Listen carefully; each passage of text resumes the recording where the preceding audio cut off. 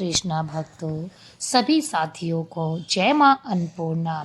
माता अन्नपूर्णा की पूजा अन्न, समृद्धि, करुणा और पोषण की देवी के रूप में की जाती है।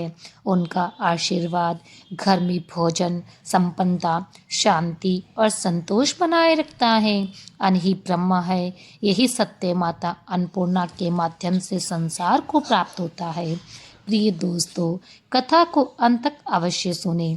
माता अन्नपूर्णा की कृपा प्राप्त करने के लिए कमेंट में जय मां अन्नपूर्णा अवश्य लिखें। अब हम प्रारंभ करते हैं माता अन्नपूर्णा की ये दिव्य कथा। बात बहुत पुरानी है, उस समय की जब पृथ्वी पर धर्म के नाम पर कई नगर बसा करते थे, जहां लोग खुद को ईश्वर का परम भक्त मानते थे। ऐसा ही एक नगर था धर्मपुरी। नाम ही ऐसा था कि दूर दूर के देशों से लोग इसकी चर्चा सुनते थे। यहाँ गगनचुंबी मंदिर थे जिनकी चोटियाँ बादल से बात करती थी। सुबह शाम शंखनाद और घंटियों की मधुर ध्वनि वातावरण को गुंजायमान रखती। हर गली में यज्ञ हवन की सुगंध तैरती रहती। लोग माथे पर चंदन, कंठ में तुलसी की माला और मुख पर भगवान का नाम लेकर घूमते थे। वे घंटों पूजा करते, व्रत रखते, तीर्थ यात्राएं करते और स्वयं को परम धनी समझते थे। परंतु ये सब एक बाहरी आवरण था। मेरे दोस्तों, इस धार्मिकता के पीछे एक कड़वी हृदय विदारक सच्चाई छिपी थी। धर्मपुरी के निवासी भगवान की अटूट भक्ति करने का दावा तो करते थे, पर उनके हृदय में मानव के प्रति दया का कण मात्र भी नहीं था। उनका अहंकार इतना प्रबल था कि वे अपने मंदिरों की चंकाचौंध में, अपने यज्ञों के धुएं में और अपने जप तप के शोर में दुनिया के असली कष्ट को पूरी तरह से भूल चुके थे। उनके द्वारों पर यदि कोई भूखा प्यासा दीनहीन व्यक्ति आ भी जाता तो वे उसे तुरंत धुतकार कर भगा देते। जाओ जाओ, यहाँ कोई भिक्षुक नहीं ठहरता, ये देवभूमि है, यह आलसियों के लिए अन्न नहीं। ऐसे कटु शब्द उन्हें सुनने को मिलते। उनके मन में विश्वास नहीं रहा, प्रेम नहीं रहा। वो समझते थे कि केवल मंत्रों से, मूर्तियों की पूजा से मोक्ष मिल जाता है। अन्नपूर्णा जो स्वयं अन्न की देवी है, पृथ्वी पर घटने वाले इस हृदय विदारक दृश्य को देख रही थी। उनकी आंखों में करुणा थी, पर साथ ही एक सूक्ष्म सी पीड़ा भी थी। उनके पुत्र पुत्रियां, मानव जाति के लोग अपनी ही बनाई धर्म की परिभाषा में फंसकर अपने मूल को कैसे भूल रहे हैं। वे देख रही थी कि कैसे दया भाव को मनुष्य यथा ने त्याग दिया है, कैसे लोग दीन दुखियों को सता रहे हैं, कैसे उनके द्वार पर आया कोई व्यक्ति भूखा लौट जाता है। ठीक ऐसे ही समय में एक दिन एक अत्यंत कृष्णकाय तपस्या से क्षीण हो चुका साधु, जिसका नाम तपस्वी शिवानंद था, धर्मपुरी नगर में प्रवेश करता है। उसकी आंखों में एक दिव्य चमक थी, पर शरीर भूख और थकान से चूर था। वर्षों की कठोर तपस्या के बाद वह लोक कल्याण के लिए भिक्षाटन करते हुए धर्मपुरी पहुंच गए। उसने सुना था कि ये धर्म का नगर है, तो सोचा कि यहाँ उसे न सिर्फ अन्न मिल जाएगा, बल्कि कुछ ऐसे लोग भी मिलेंगे जो धर्म के वास्तविक मर्म को समझते हो। उनका हृदय आशा से भरा था। जैसे ही वे नगर में आए, उसे भव्य मंदिर, सुंदर सड़कें और पूजा पाठ में लीन लोग दिखे। वाह, कितना पवित्र स्थान है, उसने सोचा, और उसके मन में एक नई ऊर्जा का संचार हुआ। उसने अपने सूखे कंठ को गीला करने के लिए एक घूंट पानी भी नहीं पिया था, पर अब उसे लगा कि यहाँ उसे अवश्य ही अन्न मिल जाएगा। उसे क्या पता था इस चमक के पीछे कैसा अंधकार छिपा है। वह एक बड़े घर के द्वार पर पहुंचा, जहाँ से घी और व्यंजनों की सुगंध आ रही थी। उसने हाथ जोड़कर नम्रतापूर्वक कहा, भिक्षा दे है माता, अतिथि भुक्षितो अस्मि। घर की मालकिन, एक रूपदार स्त्री जो अभी अभी पूजा करके उठी थी, उसकी ओर देखा। उसकी भाल पर चंदन का टीका था, रेशमी वस्त्र पहने हुए थी। उसने तिरस्कार भरी नजरों से साधु को देखा। देखो बाबा, अभी अभी पूजा समाप्त हुई है, मैं अपवित्र नहीं हो सकती। तुम्हारे लिए यहाँ कुछ भी नहीं, जाओ कहीं और देखो। उसने द्वार आधा बंद करते हुए कहा। साधु को थोड़ा आश्चर्य हुआ, पर उसने सोचा कि शायद वो व्यस्त होगी। वह अगले द्वार गया। वहाँ एक पुरुष वेद मंत्रों का पाठ कर रहा था। साधु ने फिर याचना की। उस पुरुष ने आंखें बंद किए हुए कहा, शांत रहो तपस्वी, मेरा मंत्र खंडित मत कर, मेरे मोक्ष मार्ग में बाधा मत बन, जा यहाँ से। एक दो तीन करते करते साधु ने कई घर के द्वार खटखटाए। हर जगह उसे एक ही जवाब मिला, तिरस्कार, उपेक्षा, अहंकार। किसी ने कहा, हम तो केवल ब्राह्मणों को भोजन कराते हैं। किसी ने कहा, हमारी रसोई में तुम्हें देने के लिए कुछ भी नहीं। किसी ने तो सीधे ही द्वार बंद कर दिया। बिना सुने ही साधु के कानों में वे शब्द गूंजते रहे, जाओ यहाँ से, जाओ, अपवित्र मत करो। उसका हृदय वेदना से भर गया। पेट में भूख की आग प्रज्वलित हो रही थी, पर उससे कहीं अधिक उसके हृदय में पीड़ा थी। वह सोचता, क्या यही धर्म है? जहाँ मंदिरों में करोड़ों के चढ़ावे चढ़ते हैं, वहाँ एक बूटे को मुट्ठी अन्न भी नहीं मिलता। क्या पत्थरों की पूजा ही धर्म है और जीवित प्राणियों की सेवा नहीं? उसकी आंखों के सामने पूरी दुनिया घूमने लगी। हर कदम उसके लिए एक पहाड़ बन गया था। उसका तपस्या से शुद्ध शरीर अब टूट रहा था। उसने सूर्य अपने चरम पर था, फिर ढलने लगा। लालिमा के आकाश को रंग दिया था, पर साधु के जीवन में कोई लालिमा नहीं थी, केवल अंधकार था। उसने अनेक नगर देखे थे, पर ऐसी निर्ममता उसे कहीं नहीं मिली। उसका मन विचलित हो गया। ये कैसी विडंबना है? वह स्वयं से पूछता, ये धर्म का कैसा पाखंड है? रात घिरने लगी। उसकी भूख अब असहनीय हो चुकी थी। पेट में मरोड़े उठ रही थी, शरीर में कंपन था, हर सांस एक कष्ट बन गई थी। उसके होठ सूख गए, जबान तालू से चिपक रही थी। उसकी आंखों के आगे अंधेरा छा गया। वह तर तर की ठोकरें खाता रहा, किसी गलियारी में, किसी पेड़ के नीचे, किसी छोटे से चौराहे पर। जहाँ भी उसने रुकने की कोशिश की, लोगों ने उसे भगा दिया, जाओ, शहर के बाहर जाओ, सो यहाँ गंदगी मत फैलाओ। अंततः भूख और अपमान से टूटकर वह नगर के किनारे एक सूखे मुरझाए हुए वृक्ष के नीचे बैठ गया। उसके पास अब ना शक्ति थी, न आशा। उसकी तपस्या का बल भी भूख के सामने हार मान रहा था। वह अपना सिर घुटनों में धंसाकर बैठ गया। उसके मन में अपार कष्ट था, ऐसा कष्ट जिसे वह किसी दूसरे को बता भी नहीं सकता था। वह किसी से कुछ कह नहीं पाया, बस एक गहरी पीड़ा उसके पूरे अस्तित्व में समा गई। और फिर वह क्षण आया, उसकी आंखों से अश्रुधारा फूट पड़ी।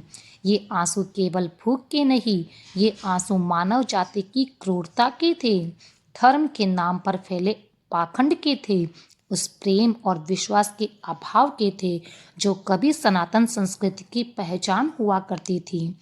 वह रोया, फूट फूट कर रोया। उसका रोना किसी बच्चे के रोने जैसा था, जिसमें बेबसी थी, अकेलापन था और एक अनकहा प्रश्न था, हे ईश्वर, क्या तू भी इतना ही निष्ठुर है? उसने आकाश की ओर देखा। उसकी आंखों में आंसू झरझर बह रहे थे। माँ, हे अन्नपूर्णा, अगर तू है तो देख, देख तेरे संतानों ने क्या कर दिया। भूख से तड़प रहा हूँ माँ, एक दाना नहीं मिल रहा। तेरे नाम पर पूजा करते हैं, यज्ञ करते हैं, पर एक जीव को भोजन नहीं कराते। क्या यही धर्म है माँ? क्या यही तेरी बनाई गई दुनिया है माँ? क्या यही तेरी शिक्षा है माँ? भूखे को अन्न ना दिया जाए। कहाँ है दया, कहाँ है करुणा? क्या मनुष्य के हृदय से ये सब मिट गया है? उसकी आवाज़ में भयंकर दर्द था, प्रार्थना थी और एक गहरा विलाप भी था।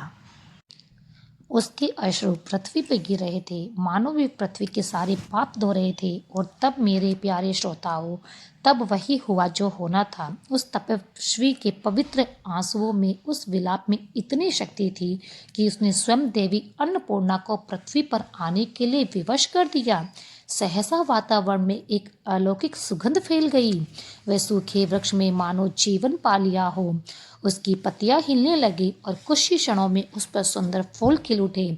आकाश में एक दिव्य प्रकाश पुंज हुआ जो धीरे धीरे नीचे उतरने लगा। वे प्रकाश इतना कोमल और शीतल था कि तपस्वी शिवानंद की आंखों को भी नहीं चुभा। उसने अपनी अश्रुपूर्ण आंखों को उठाया और जो देखा उससे उसकी सांसें थम गई। सामने साक्षात माता अन्नपूर्णा खड़ी थी। उनका स्वरूप इतना मोहक, इतना शांत और इतना शक्तिशाली था कि तपस्वी उन्हें देख अचंभित रह गया। उनके मुख पर दिव्य तेज था, उनके वस्त्र श्वेत और स्वर्णिम थे और हाथों में एक सुंदर पात्र जो करछी धारण किए हुए थी, जो अन्न से भरी थी। उनकी आंखों में असीम करुणा थी, पर साथ ही एक गंभीर चेतावनी का भी भाव था। माता ने साधु की ओर देखा। उठो मेरे पुत्र। उनकी वाणी में ममता थी जो सीधे हृदय में उतर जाती है। शिव आनंद, तूने मुझे पुकारा और मैं आ गई। तेरी भूख, तेरे आंसू, तेरा कष्ट, ये सब मैंने देखा। उठो, पहले अन्न ग्रहण करो। ये कहते ही उन्होंने अपने पत्र से कुछ दिव्य अन्न निकाला और साधु को दिया। साधु ने कांपते हाथों से वह अन्न ग्रहण किया। जैसे ही अन्न उसके मुख में गया, एक अद्भुत ऊर्जा का संचार हुआ। उसकी भूख शांत हो गई, उसकी थकान मिट गई, उसके शरीर में एक नई जीवनी शक्ति का अनुभव हुआ। उसकी आत्मा को शांति मिली। वह तुरंत माता के चरणों में गिर गया। कृतज्ञता से आंखों में आंसू आ गए। माँ, माँ, वह बस इतना ही कह पाया। माता अन्नपूर्णा ने उसे उठाया और प्रेम से उसके सिर पर हाथ फेरा। फिर उनकी दृष्टि धर्मपुर नगर की ओर पड़ी। उनकी आंखों में वह पीड़ा थी जो एक माँ को अपनी भटक चुकी संतान को देखकर होती है। उनकी वाणी आकाश में गूंज उठी। ये वाणी इतनी शक्तिशाली थी कि नगर के हर व्यक्ति तक पहुंची। चाहे वह मंदिर में पूजा कर रहा हो, या घर में भोजन बना रहा हो, या बाजार में व्यापार कर रहा हो, सभी जहाँ के तहाँ ठिठक गए। उनके कानों में स्पष्ट रूप से माता के शब्द गूंजे। हे धर्मपुरी के निवासियों, तुम मुझे अन्नपूर्णा कहकर पुकारते हो। तुम मेरे नाम पर मंदिरों में बड़े बड़े अनुष्ठान करते हो। तुम सोचते हो कि केवल मंत्रों और मूर्तियों की पूजा से, उपवासों और तीर्थ यात्राओं से तुम मोक्ष प्राप्त कर लोगे। नगर में सन्नाटा छा गया। लोग भयभीत हो उठे। वे एक दूसरे का मुंह ताक रहे थे। ये कैसी आवाज थी? कहाँ से आ रही थी? माता की आवाज थोड़ी और तीव्र हुई, पर उसमें ममता की कमी नहीं थी। तुमने अपने ही हाथों से धर्म की परिभाषा को संकुचित कर दिया है। तुमने अपने अहंकार के धुएं में सच्चाई को छिपा दिया है। मैं देखती हूँ, मैं सब देखती हूँ। पृथ्वी के सभी मनुष्य कैसे दया भाव को भूल चुके हो तुम लोग। दीन दुखियों को सता रहे हो। अगर उसके द्वार पर अगर कोई आता है तो उसे भगा देता है। क्या ये तुम्हारी भक्ति है? ये तपस्वी जिसने वर्षों कठोर तपस्या की, जिसने अपने जीवन को धर्म और सेवा में समर्पित किया, ये मेरा ही अंश है। ये आज तुम्हारे द्वारों पर भटका, भूखा प्यासा। इसने तुम्हारे द्वारों पर अन्न मांगा और तुमने उसे धिक्कार दिया, तुमने उसे भूखा लौटाया। क्या ये सही है तुम्हारा धर्म? माता के शब्दों में एक तीखा प्रहार था जो सीधे लोगों के हृदय पर लगा। तुमने मंदिरों में मेरे लिए भोग लगाए, पर मेरे ही अंश को भूखा रखा। क्या तुम नहीं जानते कि मैं कहाँ निवास करती हूँ? मैं केवल पत्थरों की मूर्तियों में नहीं, बल्कि हर जीवित प्राणी के भीतर निवास करती हूँ। मैं उस बच्चे की हंसी में हूँ, उस बीमार की कराह में हूँ, उस भूखे की पुकार में हूँ। जब तुम किसी भूखे को अन्न देते हो तो तुम मुझे भोजन कराते हो। जब तुम किसी प्यासे को पानी देते हो तो तुम मेरी प्यास बुझाते हो। जब तुम किसी दीनहीन की सेवा करते हो तो तुम मेरी सेवा करते हो। तुम्हारी पूजा, तुम्हारे मंत्र, तुम्हारे यज्ञ सब व्यर्थ है यदि तुम्हारे हृदय में दया नहीं। यदि तुम मानव सेवा को भूल गए हो तो तुम्हारी सारी तपस्या, सारे कर्म कांड, मेरा विश्वास करो, सब खोखले हैं। अहंकार ने तुम्हें अंधा कर दिया है। तुमने धन को, शक्ति को और बाहरी आडंबरों को धर्म मान लिया। माता ने अपनी करची उठाई और फिर अपनी दिव्य वाणी से वह अमर सत्य उद्घोषित किया जो युगों युगों तक गूंजता रहा। स्मरण रखो हे मेरे पुत्रों, भोजन ही सच्चा धर्म है। अन्नदान ही सबसे बड़ा पुण्य है। अन्न से ही जीवन और जीवन से ही धर्म है। जहाँ अन्न का सम्मान नहीं, जहाँ भूखे को अन्न नहीं मिलता, वहाँ कोई धर्म नहीं टिक सकता, वहाँ मेरा वास नहीं हो सकता। उनकी वाणी में चेतावनी थी, पर साथ ही क्षमा और आशा का भी भाव था। आज से तुम संकल्प लो कि कोई भी प्राणी भूखा नहीं सोएगा, कोई भी तो हमारे द्वार से खाली हाथ नहीं लौटेगा। यही मेरा सच्चा पूजन होगा, यही तुम्हारी सच्ची भक्ति होगी। माता के ये शब्द बिजली के करकराहट की तरह धर्मपुरी के निवासियों के कानों में गूंजी। उनकी आत्मा तक ये सत्य पहुंच गया। उन्हें अपनी भूल का एहसास हुआ। उनकी आंखों में पश्चाताप के आंसू बहने लगे। वे वर्षों से जिस भ्रम में जी रहे थे वह टूट गया। उनका अहंकार चूर चूर हो गया। उन्हें अपने हृदय में एक अपार कष्ट का अनुभव हुआ जो उन्होंने इतने समय तक दूसरों को दिया था। उनकी तपस्या, उनका पाखंड सब उनके सामने नंगा हो गया। तत्काल नगर के में एक अद्भुत परिवर्तन आया। लोग अपने घरों से बाहर जाने लगे। अपनी पूजा को त्याग कर वे साधु शिवानंद के चरणों में गिर पड़कर क्षमा याचना करने लगे। नगर के मुखिया, धनी, व्यापारी और सामान्य नागरिक सभी ने अपनी भूल स्वीकार की। रसोई घर तुरंत खोल दिए गए। चूल्हे जल उठे, स्वादिष्ट भोजन बनने लगा। लोगों ने अपने घरों से अन्न निकाला और नगर के चौराहों पर इकट्ठा होने लगे। उन्होंने सबसे पहले साधु शिवानंद को प्रेम पूर्वक भोजन कराया और फिर नगर में जितने भी दीनहीन भूखे प्यासे लोग थे उन्हें ढूंढ ढूंढ कर भोजन कराया गया। हर गली, हर नुक्कड़ पर भोजन के पैकेट बांटे गए। मंदिरों में अब केवल पूजा नहीं होती थी बल्कि वहाँ दिव्य भंडारे भी लगने लगे जहाँ सभी जाति, धर्म और वर्ग के लोग एक साथ बैठकर भोजन करते थे। उस दिन से धर्मपुरी सचमुच धर्मपुरी बन गया। लोगों के हृदय में दया, प्रेम और करुणा का फिर से संचार हुआ। उन्होंने सीख लिया कि धर्म केवल कर्मकांडों में नहीं बल्कि मानव सेवा में है। उन्होंने सीखा कि भगवान केवल मंदिर में नहीं बल्कि हर भूखे और प्यासे व्यक्ति में रहता है। और जैसा कि माता अन्नपूर्णा ने कहा था, उसी दिन से धर्मपुरी में कोई भी प्राणी भूखा नहीं सोया। हर घर, हर द्वार पर भूखे के लिए भोजन मिला था। अन्नदान ही सबसे बड़ा धर्म बन गया था।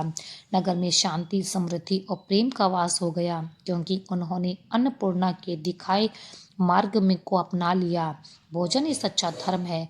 इस कथा की गूंज सदियों तक सुनाई देती रही और ये आज भी हमें याद दिलाती है सच्ची भक्ति, सच्ची सेवा और सच्चा धर्म हमारे हृदय की करुणा में निहित है और किसी भी प्रकार के आडंबर से परे भी है।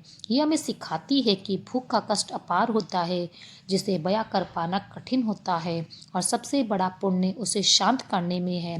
प्रिय दोस्तों, इस वीडियो में माता अन्नपूर्णा की पावन कथा यहीं पर समाप्त होती है और हम ये कामना करते हैं कि माता अन्नपूर्णा की कृपा आप सभी पर बनी रहे।